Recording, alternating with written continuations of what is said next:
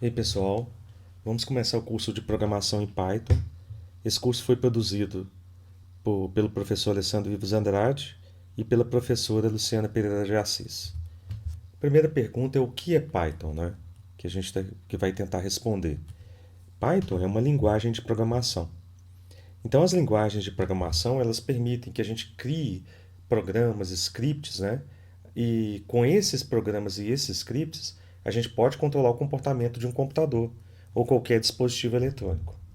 Então, a gente cria programas para automatizar tarefas, né? Tarefas que a gente ia gastar um tempo grande para fazer manualmente, a gente pode fazer em segundos, né? Milésimos de segundos utilizando uma linguagem de programação. Então, o Python, né?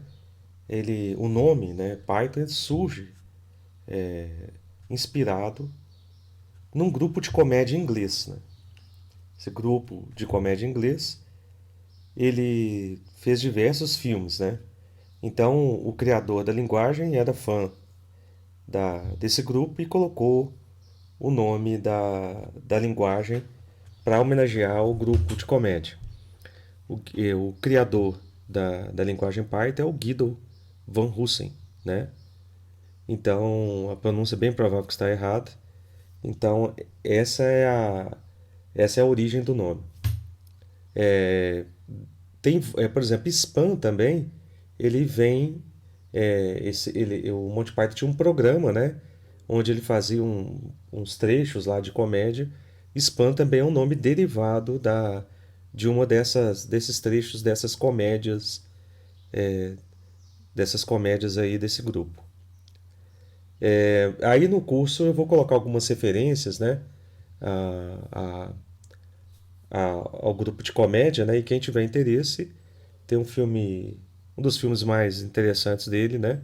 É Monty Python em Busca do Cálice Sagrado. Então vale a pena assistir, que é muito divertido. Vamos falar um pouco das vantagens da linguagem Python, né? Primeira vantagem é a sintaxe, né? A sintaxe do Python é fácil.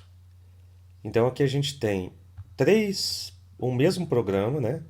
Que ele vai imprimir números de 1 até 10 na linguagem C, na linguagem Java e na linguagem Python. Então, o que a gente pode perceber aqui? Que, primeiro, a gente gasta muito menos linhas para fazer a mesma tarefa, né? Segundo, é muito mais fácil de entender o código em Python do que o código nas outras linguagens.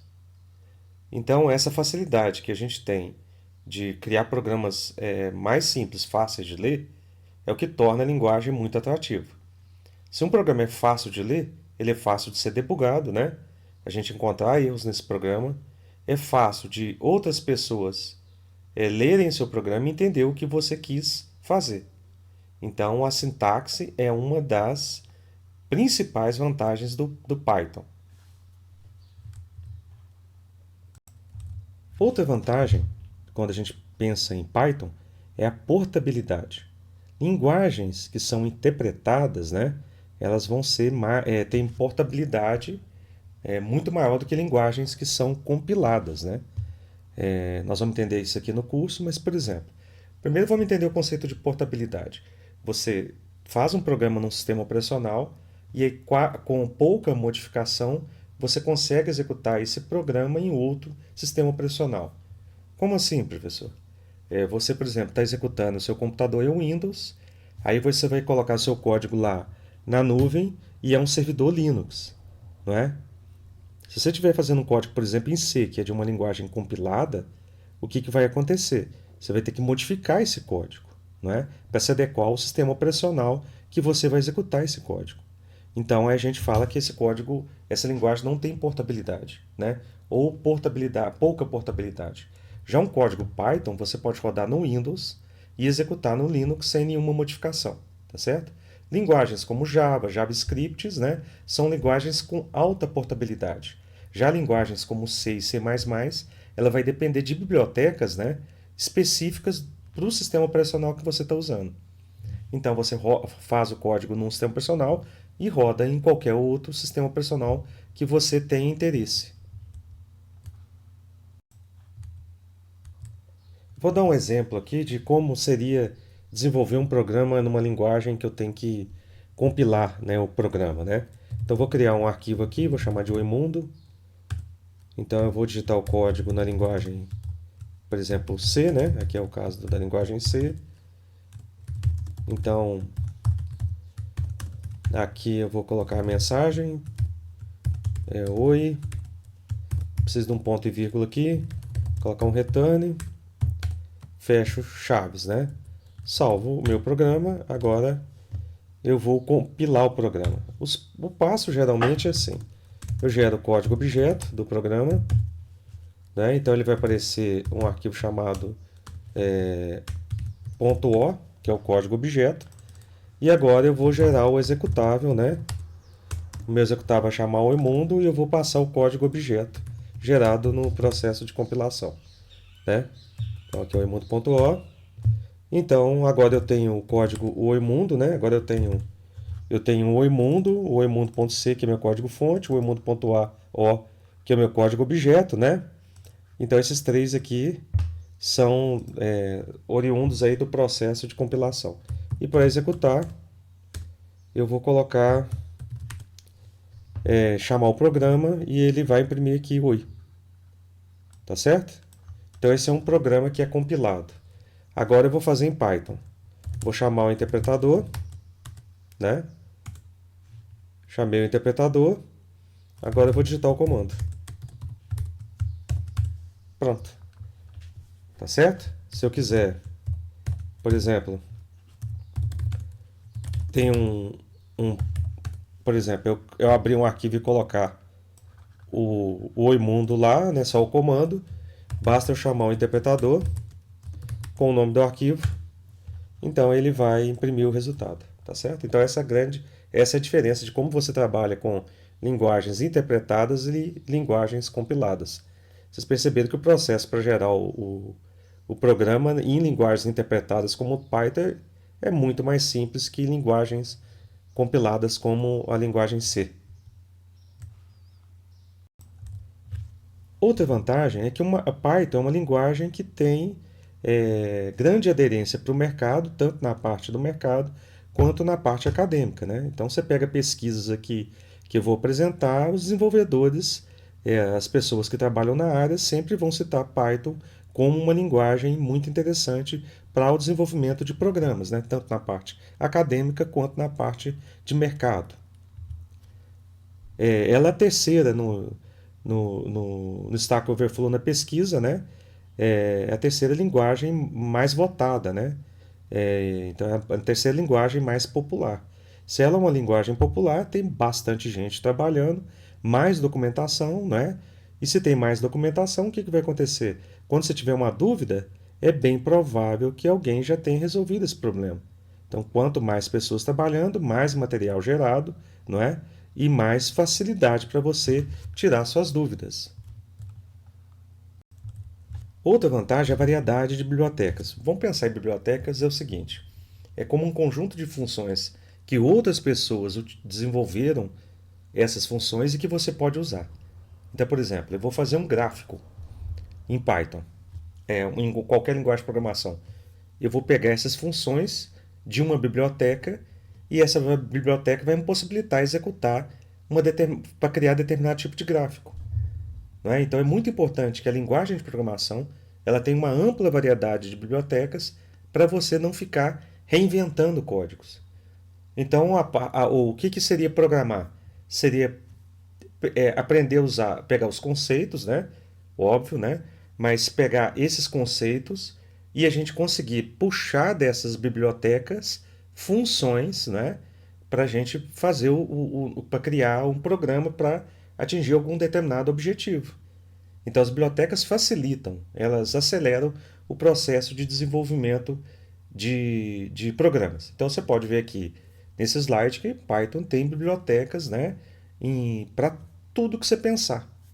Você quer automatizar sua cafeteira? Deve ter uma biblioteca em Python para fazer isso. Você quer converter caractere? Tem uma biblioteca em Python para fazer isso. Então essa variedade de bibliotecas ela permite, né, e possibilita que você otimize seu trabalho. Então, isso é uma das grandes vantagens por exemplo, da linguagem Python. E ele tem ampla documentação, né? O Python tem documentação extensa na internet. A gente tem sites específicos para isso, fóruns de discussão, livros, uma infinidade de livros, tutoriais, né? No YouTube tem vários canais falando sobre o Python. Então, quanto mais pessoas trabalhando e mais informação disponível, né? Tem mais gente para tirar dúvida, né? Então facilita o seu processo. Você está com um problema, é bem provável que isso já foi resolvido por outras pessoas. E se não foi resolvido, você pode postar num grupo de discussão e alguém te auxiliar.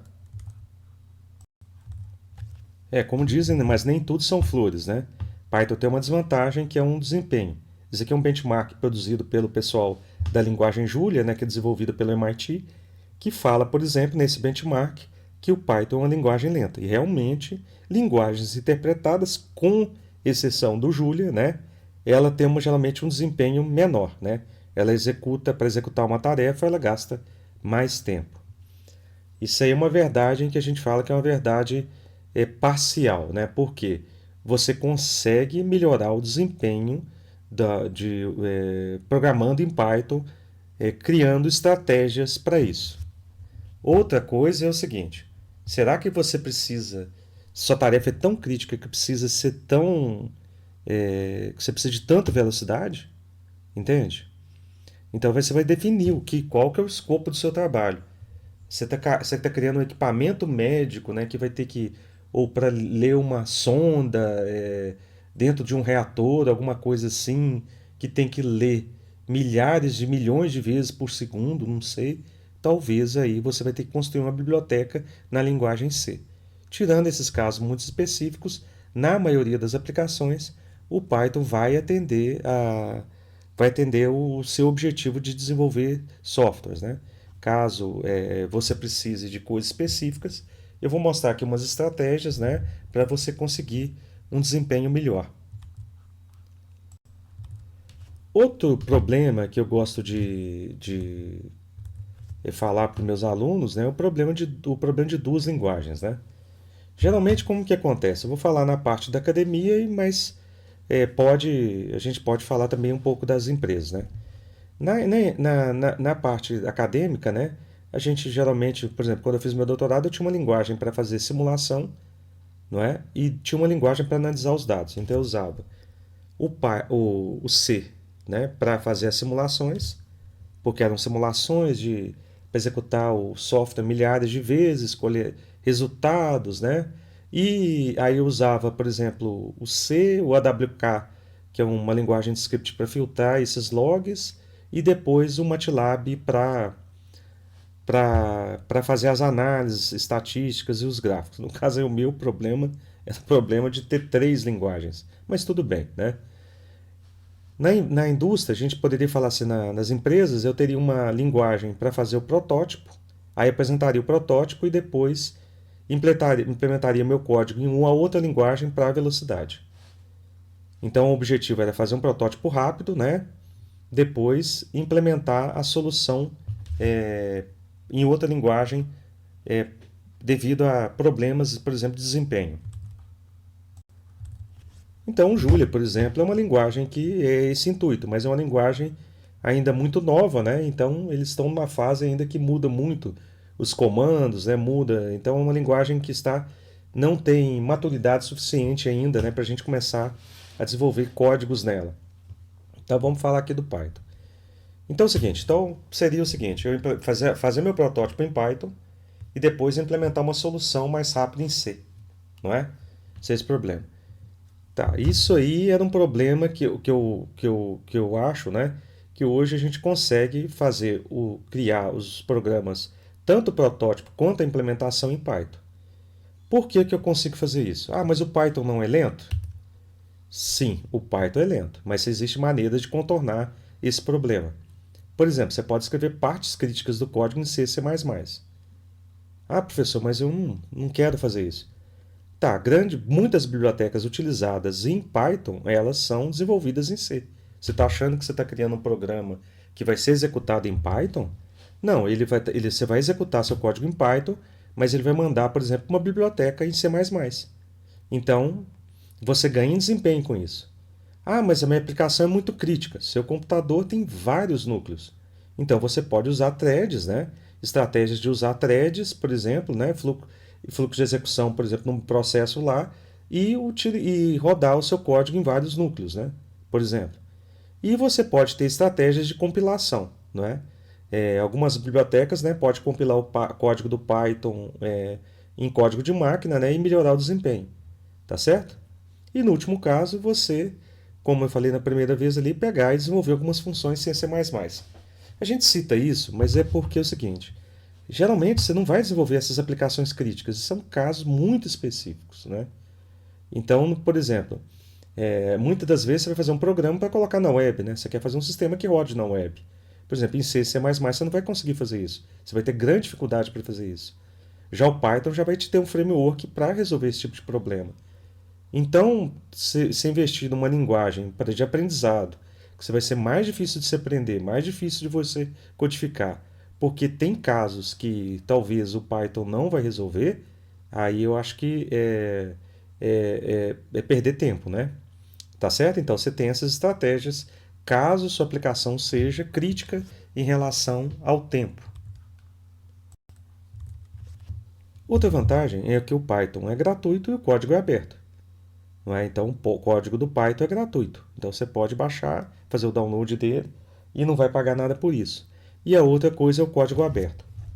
O que é código aberto? O código aberto é que o código, as linhas de comando que o Python, como constrói o interpretador Python, elas são disponíveis para a gente olhar, auditar, milhões de pessoas olharem, auditarem, detectar problemas, não é? Então a gente não faz a segurança pela obscuridade, né? As coisas estão ali à vista, clara, né? E caso seja detectado um problema de segurança, vai ser resolvido, tá certo? Então o Python possui código aberto e é gratuito também. Então, o que você precisa para programar o Python? Você precisa de um interpretador. O que o interpretador vai fazer? Você vai instalar um software no seu computador que você vai digitar os comandos em Python, né? E aí esse software ele vai pegar esses comandos que você digitou em Python e vai interpretar para a linguagem que o computador entende, tá certo? Então, no dia que eu fiz esse vídeo aqui, a última versão do interpretador era 3.12. Então, você pode baixar para fazer o download para instalar em qualquer sistema operacional. Mas nesse curso aqui, você não vai precisar preocupar com isso não, tá certo? Nós vamos criar o curso aqui e mostrar uma ferramenta que você pode executar o seu código lá dentro do Google Drive, tá certo? Então, você não precisa ficar preocupado em baixar, fazer download, instalar no seu computador, nada por enquanto. Depois a gente vai mostrar como faz isso. Então, como eu executo um código na linguagem Python? Então, eu vou executar o código, né? Eu posso executar o código diretamente no interpretador Python, né? Então, vou só mostrar aqui esse exemplo e depois a gente vai para a parte prática aí. Então, como eu executo um código em Python? Então, eu tenho um programinha aqui que é o interpretador Python, né? Então, ele está aqui. Então, aqui eu chamei ele no meu terminal, não é? Aqui a minha máquina é uma máquina Linux, por exemplo, né? Chamei ele, aparece a versão. Aqui no caso do meu computador está instalada 3.11.2. Então eu posso digitar um comando aqui. Por exemplo, vou digitar oi mundo, né? Que é o clássico. Tá certo? Então se eu digitar um comando, né? Obviamente tem uma sintaxe, né? Que aqui é o comando para imprimir, eu tenho que abrir parênteses, fechar parênteses. E os caracteres, o texto, eu tenho que colocar entre aspas, né? Então, depois que eu fiz isso, eu digito Enter e vai aparecer a mensagem, né? Então, se eu colocar x é igual a 5, né? E imprimir x, por exemplo, não é? A variável lá, por exemplo, ele vai imprimir x. Se eu colocar print o valor de x e colocar, por exemplo, assim, né? Eu vou agora imprimir o valor de x é 5, tá certo? Então eu tenho interpretador e eu posso executar o comando diretamente no interpretador. Aí você vai falar assim, mas, ô professor, digitar código no interpretador assim não é muito eficiente, né? Então eu vou mostrar outra forma aqui de executar código. Então eu vou abrir um editor de texto, né?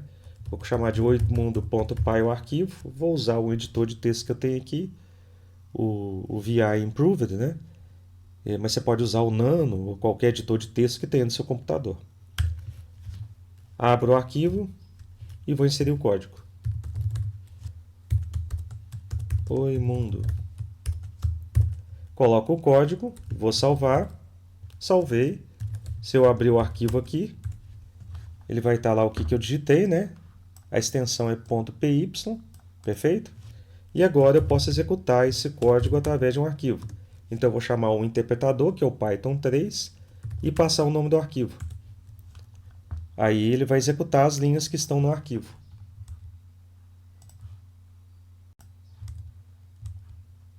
Então eu posso chamar um arquivo, né, que tem o meu código, não é, e executar, por exemplo, o Python, tá certo? É outra forma da gente trabalhar com códigos Python, tá certo? Então, o que é para a gente na computação? Esse código que a gente digitou no arquivo aqui a gente chama de código-fonte ou código, né, geocódigo, né? Você pode chamar código-fonte ou código, né? Geralmente, então, é o que a gente escreve, por exemplo, no arquivo a gente vai chamar de código-fonte. Isso aí é diferente do código que o computador entende, tá certo? Então, a gente fala que o código binário, o código de máquina, é o código que o computador entende, enquanto o código-fonte é o código que a gente vai digitar na linguagem de programação. E você também pode usar ambientes de desenvolvimento integrado, que são softwares, né, que facilitam o processo de desenvolvimento de programas.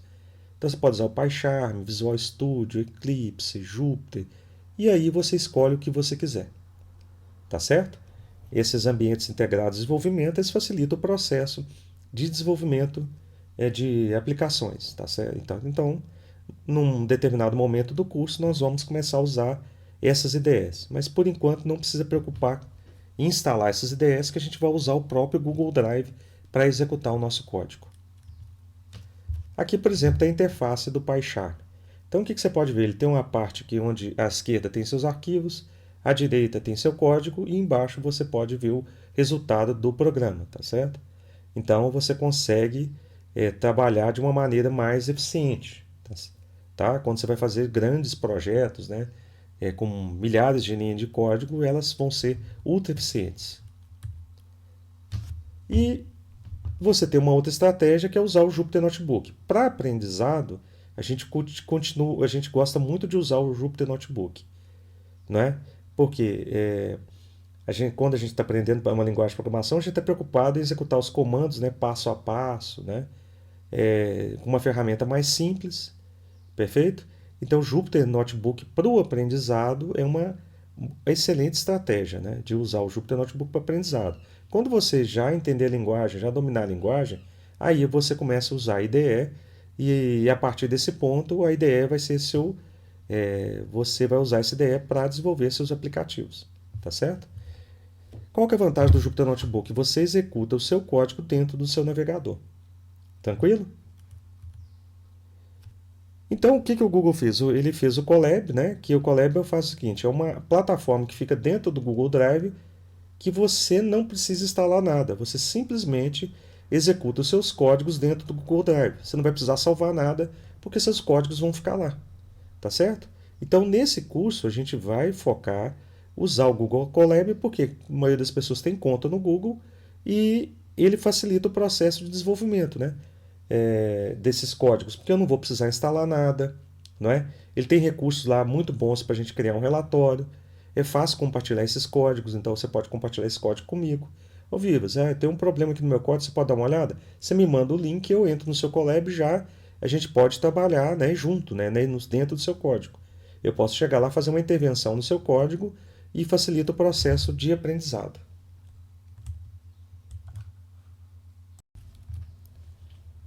Então, esse Google Colab, né, ele permite execução de códigos diretamente no seu navegador. O que eu preciso para fazer isso? eu preciso só ter uma conta, né, no Gmail para acessar o Colab. Então, basta ter um e-mail que eu vou ter acesso ao Google Drive para executar os meus códigos. Tá certo? Então, o que é o Colab? Colab, né, ele permite que os programadores criem um notebook no Jupyter, né? Então, esse Jupyter, né? Então, eu posso criar o meu código, né? E criar relatórios. E, além do código, eu posso até criar relatórios. Então, eu posso embutir meu código, né? Fazer um relatório e gerar resultados como gráficos, né? E depois exportar isso para PDF também. Isso é muito utilizado pela comunidade de ciência de dados, né? Onde você tem que executa códigos, né? Mas você tem que analisar o resultado, né? Você vai fazer um gráfico, você vai analisar o resultado, você vai utilizar bibliotecas para fazer cálculos estatísticos, você vai analisar o resultado, né? Desses códigos. Então, o pessoal de ciência de dados utiliza muito essa ferramenta. Então, quais são os passos que eu vou ter que fazer? Não é muito complicado, não. Então eu fiz um passo a passo aqui para vocês não terem dúvida. Primeiro, eu tenho que ter uma conta no Google. É bem provável que você não tenha. Caso você não tenha, você vai lá e cria uma conta. Né? Uma conta no Google, que é um processo bem simples. Qualquer dúvida, manda uma mensagem para a gente. Aí você vai acessar o Google Drive. Aí você vai clicar em Novo, lá no Google Drive. Aí lá no Google Drive vai aparecer isso aqui, ó, essa parte que tem nova pasta, upload de arquivos, né? Documentos Google, planilha do Google, apresentações Google, formulário do Google. Aí você vai clicar em mais, tá certo? Que aí ele vai abrir mais opções. Aí você vai clicar em Google Colaboratório, tá vendo aqui? Essa opção, você vai clicar lá e quando você vai clicar, ele vai já abrir o Jupyter, né? O notebook do Jupyter, que a gente vai aprender a usar. Então ele vai aparecer dessa forma lá aí na sua tela. Ele tem uma parte aqui, não é? Em cima, escrito código e texto. Então, no Google Colab, ele trabalha com células, né? Então, essa parte aqui, esse slide aqui, ele tem uma célula, tá certo? Se você quiser adicionar código, que é o seu programa, aí você vai colocar em mais código. Se você vai querer colocar texto, você descrever um relatório, e descrever o que o seu relatório, o que o seu código faz, você vai digitar mais texto, tá certo? Então, o Colab, né, ele funciona, né? Você pode digitar, por exemplo, aqui tem uma célula, a gente tem essa célula de código, né? Ela tem um símbolo aqui para executar. Então, quando eu digito aqui 5 mais 5 nessa célula, né, e clico em executar, ele vai dar o resultado. Perfeito? Então, é uma forma muito simples da gente executar os códigos em Python. Você precisa salvar o código? Não, não precisa salvar o código. Ele já salva automaticamente, tá certo? Então você não precisa se preocupar em salvar e quando você quiser acessar esse código lá novamente, basta você acessar o seu Google Drive. Então essa daqui é a primeira parte do curso, né? A segunda parte a gente vai concentrar em como usar a ferramenta do Google, tá certo? Então, obrigado aí pela atenção.